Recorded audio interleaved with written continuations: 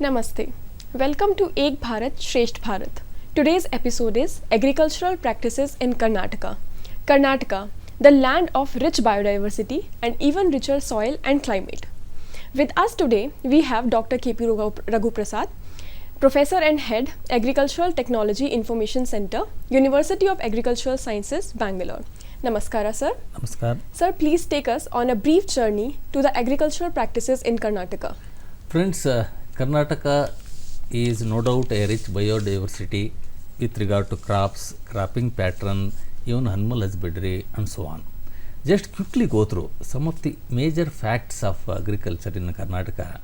See, in Karnataka state, there are 31 districts and also 237 taluks are there and 747 hoblis, that means ranges which are there in our state.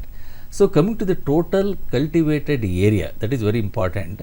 See, total area is 190.50 lakh hectare, cultivable area is 123.85 lakh hectares. See, among these, only 30% of the total land is coming under irrigation. In the sense, rest of the area is coming under dry land agriculture. And most of the farmers, so like any other parts of the country, in Karnataka also, more than 75% of the total farmers are small and medium farmers. And with regard to the cropping intensity, 138% cropping intensity. Definitely you may ask one question, how much it will come, 135, because normally they will grow more than one crop, double crop, one crop after the another crop, like this 138% cropping area we can see in our state. And coming to the total contribution towards the country's food basket, I think this is very important area to be concentrated. 5% total contribution towards the food basket of the entire country. And coming to the GDP of the state, see, 14.5% contribution from agriculture sector to the total GDP of the Karnataka state. See, thanks to our farmers for all these contribution, even till today, Karnataka is one of the leading agrarian state. Continuing with that, sir, what are some major agroclimatic zones which can be seen in the state? Yes, definitely Karnataka, as you rightly mentioned, it is a rich, diversified state. See, there are 10 different agroclimatic zones in our state. See, how to categorize this? See, normally our states start from Bidar. See, it is the district which is there top of our state. From that to Chamarajanagar is one of the backward district in our state. See, wide agroclimatic situations are there. See, one way plain land in between and transitional area, and of course there are forest area and even coastal belt. See, rarely we can find a state where all these three situations are together. See, we have a coast, we have different forests, and also plain land which is totally meant for agriculture. So, this is the situation. There are 10 different agroclimatic conditions in our state. Sir, to sustain such agricultural diversity, we need to have some various seasons. Yeah. What are some seasons, sir? See, normally in any state, maybe 3 seasons are common. One is Kharif, another one is Rabi, another one is summer. See, in state of Karnataka, normally the Kharif will start from June. See, this is the time, June 1st, normally monsoons are entering into our state. See, most of our agriculture practices are starting from June, that is the Kharif. Kharif is the major season where most of our crops are grown. Similarly, in some patches, maybe in northern Karnataka, even some Rabi crops are also growing, which starts from October, and normally it will end at January. And similarly, even summer crops, wherever some irrigation facilities are there and protective irrigation facilities are there, normally summer crops are also being grown. See, in this fashion, Kharif, Rabi and summer, but Kharif is the major season in our state, followed by Rabi in few patches, and in few areas even you can also find summer crops. Okay, sir. Sir, what are some various soil types which can be seen in Karnataka, since soil is a major deciding factor in terms of production and productivity of the crops? As you rightly mentioned, soil is no doubt a determining factor for production, productivity, and even for other agriculture growth. See, in Karnataka, normally there are 6 different soils we have categorized. See, if you go to northern Karnataka, so you can find black cotton soil. See, this is a very unique nature of this black cotton soil is the water holding capacity is more. So we can grow a number of crops. Even with the less rainfall also we can get a comfortably good crop in this particular area. That is the one unique feature of this black cotton soil. Then if you come down in the state, even some red soils are there, even laterite soils are there, even saline soils are there, even some forest area. As I mentioned, this is the only one state where we have 3 different conditions like coastal, transitional, and plain belt. So even forest soils are also playing a very important role in agriculture. And coastal laterite soil. See, since coastal belt is there, coastal laterite soil is also very predominant. See, finally you can conclude there are 6 different types of soils in our state. In these different types of soils, different crops are being grown, and accordingly our production and productivity also depends. Sir, coming to the crux of agriculture, so what are some major crops we can see growing in the state of Karnataka? See, if you quickly go through the crops which are growing in our state, see, we can categorize. One is cereal crops, pulses, oil seeds, and also vegetables and fruit crops. So, and also some of the subsidiary crops like sericulture and all these things. So, if you take the example of food crops, because Karnataka is the one of the major state where food crops are being grown. So, rice, ragi, sorghum, and even maize for that matter is predominant food crops which are being grown in our state. So, coming to another important thing is millets. Maybe I will discuss a bit detail in this particular aspect later. So, Karnataka is also called as a bowl of millet. So many millet crops are also being grown in our state. And sugarcane is one of the commercial crop, because in Karnataka 3 command areas are there. One is Tungabhadra command area, Krishna command area, and Kaveri command area. Of course, these are the major command areas what I am discussing. There are some other command areas are also there, but under these command areas, sugarcane and paddy are the major crops which are being grown. And in dry track, I told in Karnataka there is a big dry track, black cotton soil. Chili is one of the major crop in our state, and groundnut is also one of the major crop in most of the places in Karnataka. And tobacco, of course, in small area it is also being grown.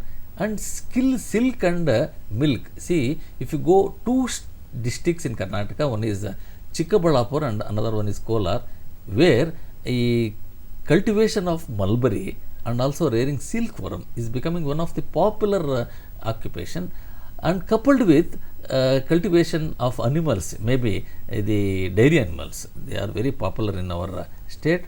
And sunflower, of course, this is one of the major oil seed in our state. And cardamom in spices, of course, as I told, some transitional belt we can find some spice crops like even coffee and other spice crops, rubber. And areca nut in central Karnataka, in 2-3 districts, Shimoga, Davangere and Chitradurga, we can find more of these areca gardens, because it is a more predominant area with respect to areca. And banana, jackfruit, if you list, there are a number of crops, but just a brief note, these are the major crops you can grown in our state. Very well, sir. Sir, as you have mentioned, a lot of crops and their diversity. Yeah. Sir, let's also hear about some unique features of agriculture and its allied activities in the state. Yeah. See, one thing you have to keep it in our mind, Karnataka is the state where millet production is predominant. So, the major advantage of growing millet is even millet can grow in less rainfall. That is the first advantage.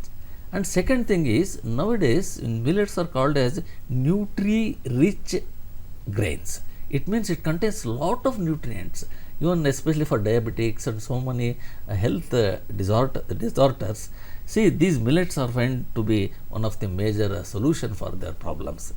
And large network of animal husbandry. So already I told silk milk in one particular district. Similarly, goat rearing, sheep rearing, and backyard poultry, and so many other things are, even fishery for that matter, inland fishery are very common in our state.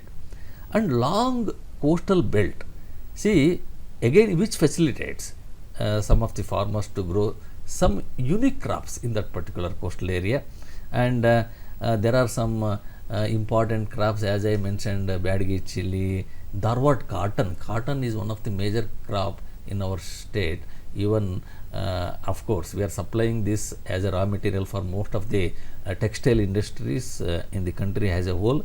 And even in Coorg, some very unique crop like orange, like that. See, if you list, the list is very big. Anyhow, Karnataka is no doubt unique state with respect to some unique features. Yes, sir. Apart from Badgi chili, Yeah. Coorg oranges, Yeah. and other GI tagged crops, Yeah. sir, you have also mentioned Karnataka being the millet bowl of India. Yeah. Sir, please throw some light over that. See, as I already mentioned, Karnataka is no doubt a state where millet is predominantly grown. See, one thing you have to keep it in our mind. See, these are our traditional crops. See, ragi, of course, in our state, if you take the food habits of our Karnataka, majority of the people, so the ragi ball is a major food in our state. See, it is rich in iron, rich in calcium, of course, fiber rich product, and grown in a place where less rainfall and even not take much care. That is very important. Even with less attention also, this particular crop will grow. And there are some other millets along with ragi, like foxtail millets, even pearl millets, kodo millets, and barnyard millet. See, if you list, there are some other millets are also there. So nowadays, even younger generation, they are also attracting towards these millets, not necessarily ragi ball, ragi roti, even some other value added products can also be developed using these kind of millets. See, it will ultimately helps our health. In the meantime, farmers will also get good returns, even less resources. Very well, sir. Sir, nowadays we are hearing a term, one district, one product. Sir, will you please explain our viewers about that? See, this is a very important question. See, as I told Karnataka, there are 31 districts. See, each district is unique. See, in one district, see, normally one or two important crops are growing since many years. See, for example, one particular crop like chili. See, this is from Dharwad district, Badgi chili.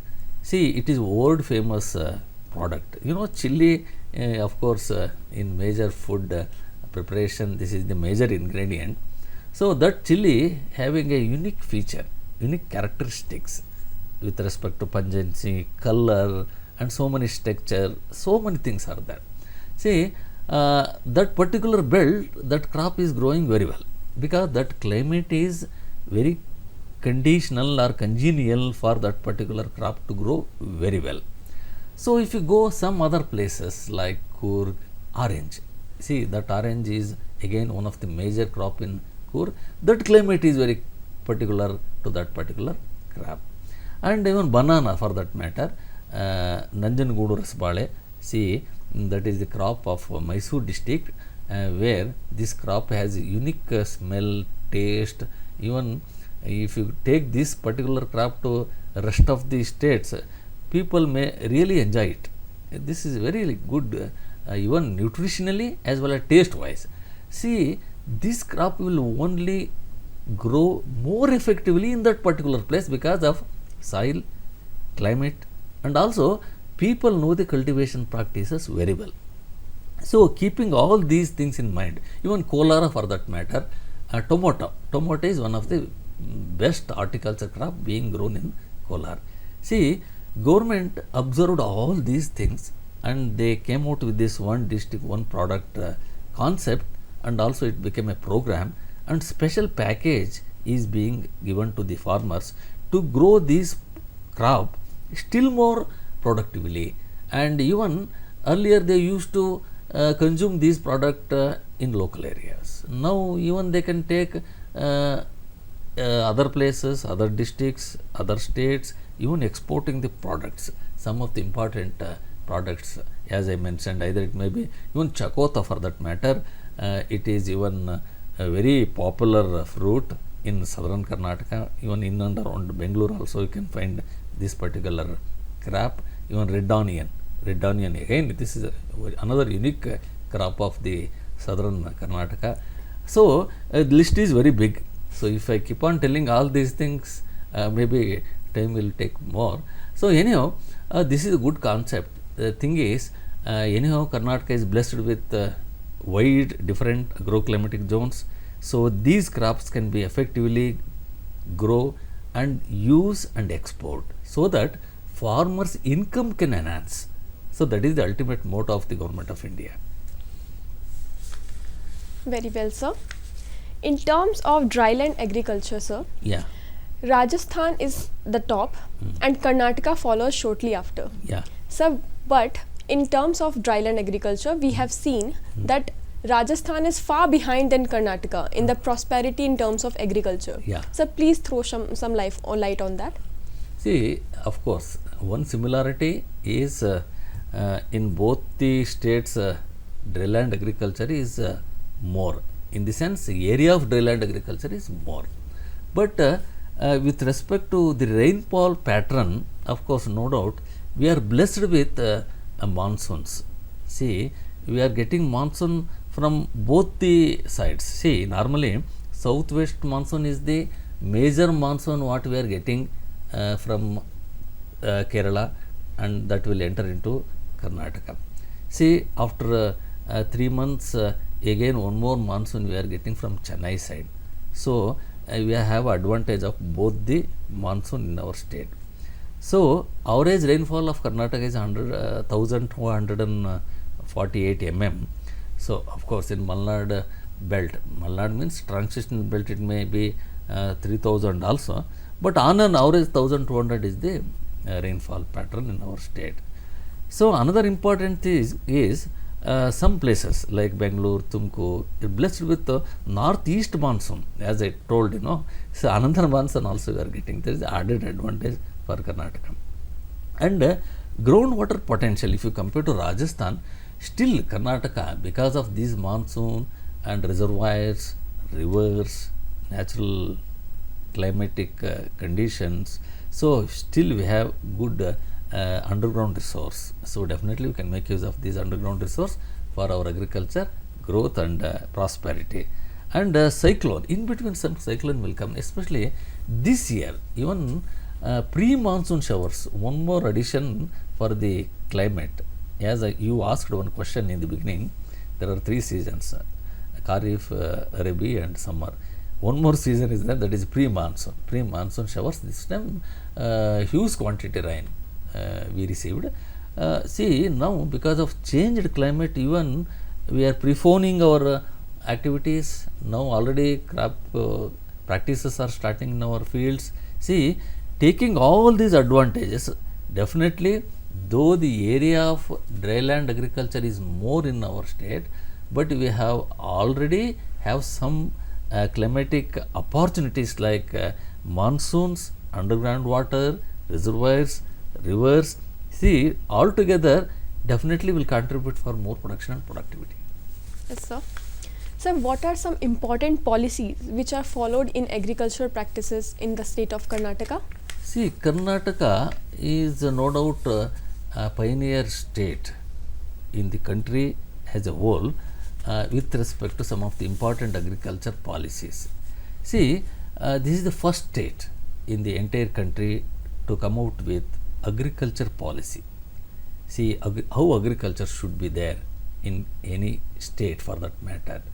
Of course, this will be replicated in the rest of the states also, and even first state evolving the organic agriculture policy. So that is very difficult, but this is the first state introduced organic agriculture policy in the country. And some of the model watershed projects are there.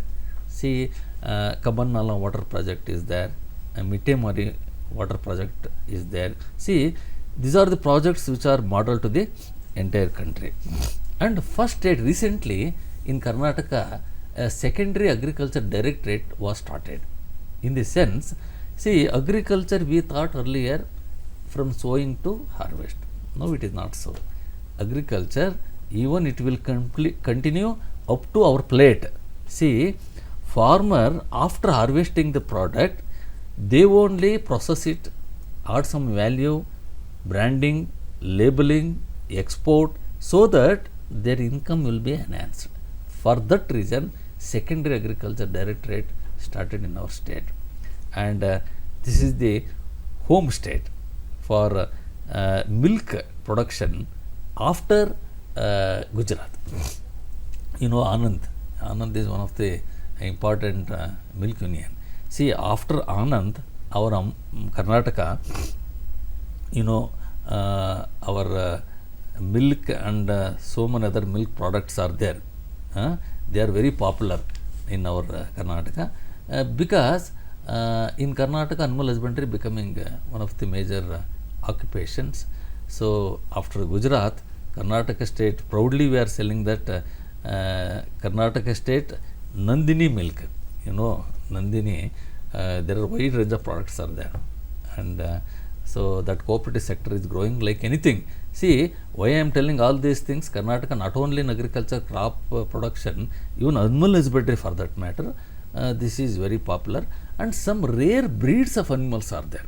See, especially the Malnad Gidda is one of the breed of Malnad means transitional area, and our Hallikar is one of the again our native breed. See, and even buffalo breeds are also there.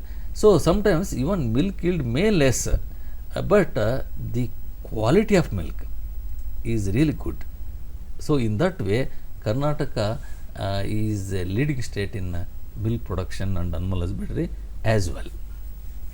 With great power comes great responsibility. Yeah. So what is and how is the extension system followed in Karnataka?